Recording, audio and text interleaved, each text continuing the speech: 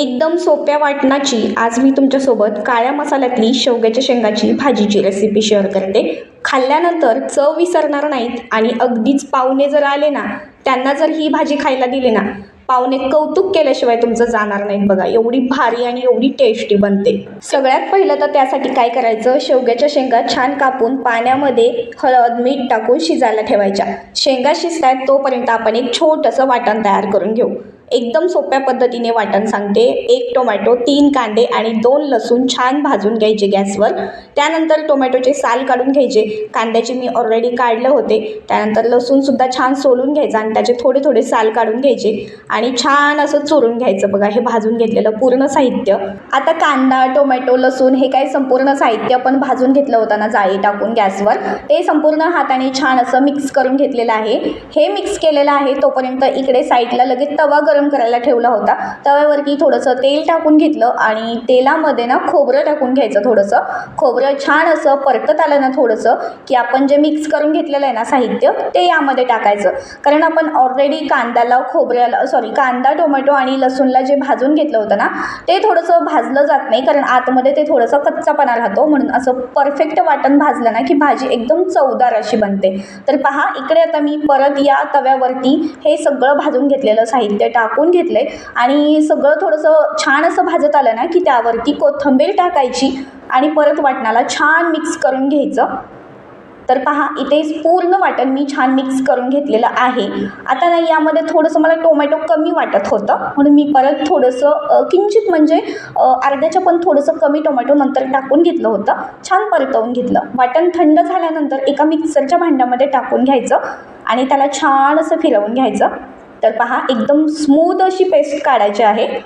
तर आता छान वाटण मिक्सरला फिरवून घेतलंय। कढईमध्ये लगेच भरपूर तेल तापायला ठेवलं होतं। कढईमधलं तेल गरम झालं की वाटण त्यामध्ये टाकून घ्यायचं आणि छान वाटणाला जोपर्यंत छान असं भाजत नाही ना तोपर्यंत परतत राहायचं। वाटण परततंय तोपर्यंत तुम्हा सर्वांना माझं एक निवेदन आहे, हा आपला रेसिपीचा व्हिडिओ तुम्ही कोणत्या गावातून किंवा कोणत्या शहरातून पाहताय हे मला नक्की कमेंट करून सांगा, म्हणजे मला सुद्धा समजेल की आपल्या रेसिपीचे व्हिडिओ कुठपर्यंत पोहोचतात। सोबतच तुम्ही अजून आपलं हे प्रियंका किचन मराठी हे मराठमोळा चॅनल सबस्क्राईब नसेल केलं तर आपल्या प्रियंका किचन मराठी या मराठमोळा यूट्यूब चॅनलला नक्की सबस्क्राईब करा। सोबत बाजूचं बेल आयकन प्रेस करून ठेवा, म्हणजे माझी पुढची कुठली जी नवीन येणारी रेसिपी आहे त्याचे नोटिफिकेशन सर्वात अगोदर तुमच्यापर्यंत नक्कीच पोहोचली जातील। तर पहा, छान वाटण मी परतवून घेतलं आहे आणि वाटण एकदम मस्त असं परतलं आहे ना, एकदम घमघमाट सुटला आहे पूर्ण वाटणाचा। तर पहा, असा वास आला पाहिजे वाटणाचा, म्हणजे म्हणायचं वाटण एकदम परफेक्ट असं झालं आहे। त्यानंतर यामध्ये हळद टाकून घेतली, धना पावडर टाकली आणि काळ्या मसाल्यातली भाजी बनवतोय म्हणून फक्त आणि फक्त घरगुती काळा मसालाच वापरला आहे। आता संपूर्ण मसाले छान मिक्स करून घेतली। त्यामध्ये ना आता मी चवीपुरतं मीठ टाकणार आहे, पण नंतर शेवटी भाजीला उकळी आल्याच्या नंतर मी मिठाचा अंदाज घेणार आहे। तर मला असा मिठाचा अंदाज कळत नाही, त्यामुळे मी असं पूर्णपणे भाजी तयार झाल्यानंतरच, भाजीला उकळी फुटल्यानंतर संपूर्ण पाणी वगैरे टाकते ना त्यावेळेस मी मीठ टाकून घेईन। नाहीतर आत्ता मीठ टाकलेलं तुम्हाला दिसायचं नाही, तुम्हाला वाटेल भाजीला मीठ टाकले की नाही नाही, तर मी शेवटी मीठ टाकेलच। आता बघा, मसाले टाकून छान मिक्स करून घेतलेले आहे। आता ना हे मसाले खाली जळू नये म्हणून आपण ना या ग्रेव्हीमध्ये थोडंसं पाणी ॲड करूया। पाणी टाकताना ना शक्यतो तुम्ही गरम पाण्याचाच वापर करा, दोन्ही वेळेस गरम पाण्याचाच वापर करा, म्हणजे भाजी खूप टेस्टी अशी बनेल।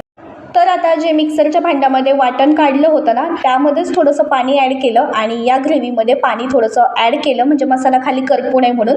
तर थोडा वेळ ना आता याला हलवून घेते आणि छान एक मस्त अशी तरी काढून घेते। भाजीला जेवढं आपण तेल वापरतो ना त्याच्यापेक्षा थोडंसं उचलून तेल टाकायचं वाटणाची कुठलीही भाजी बनवत असतो ना त्यावेळेस, म्हणजे व्यवस्थित मस्त अशी तरी येते भाजीला।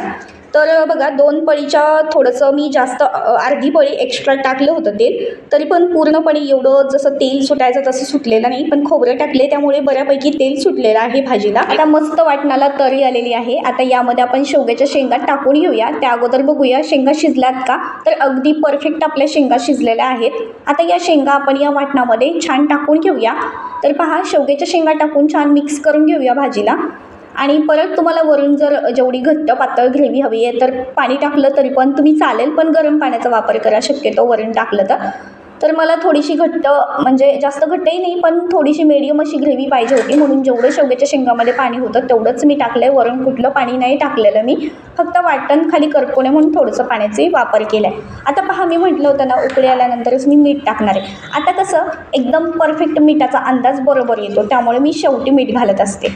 तर तुम्हीसुद्धा असं कधी अंदाज येत नसेल ना मिठाचा, तर शेवटी भाजी झाल्या मीठ टाकलं तरी पण चालतं बरं का. एक उकळी काढून घ्यायची पण मीठ टाकल्याबरोबर 5 मिनिटं.